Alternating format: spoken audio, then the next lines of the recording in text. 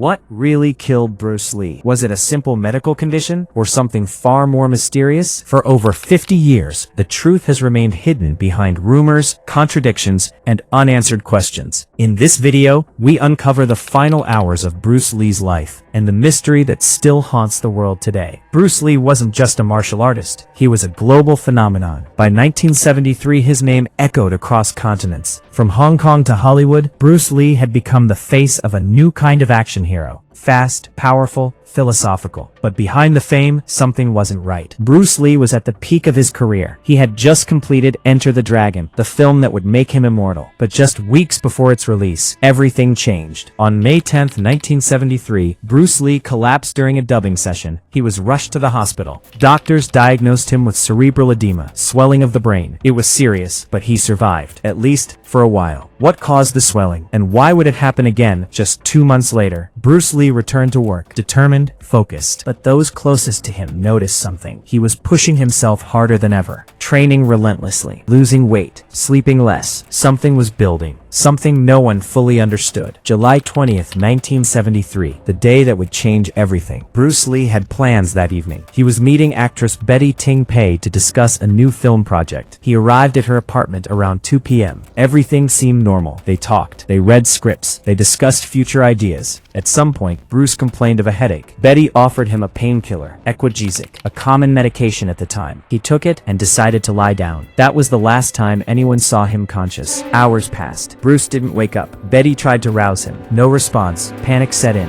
A doctor was called, then an ambulance. But it was too late. Bruce Lee was pronounced dead at the age of 32. How does one of the fittest men in the world die from a headache? The official cause? Cerebral edema. Again, but this time, it was fatal. Almost immediately, questions exploded across the world. The media couldn't believe it. Fans refused to accept it. Rumors began spreading. Fast. Theory 1. Reaction to medication. Doctors suggested Bruce may have had a hypersensitive reaction to Edema, a rare but possible side effect. But critics argued millions had taken it. Why him? Some experts later proposed something different. Bruce Lee had removed his sweat glands from his armpits years earlier. This meant his body struggled to regulate heat. On that July day, Hong Kong was brutally hot. Could his body have overheated? Could his brain have simply shut down? Bruce Lee was known for pushing limits, extreme workouts, low body fat, constant stress. Some believe his body was simply exhausted, pushed beyond human limits. And then, the darker theories, whispers of a curse. Some pointed to Chinese superstition. Others claimed his success had angered powerful forces. It sounds unbelievable, but millions believed it. But here's where things get strange. Bruce Lee's brain had swollen by nearly 13%.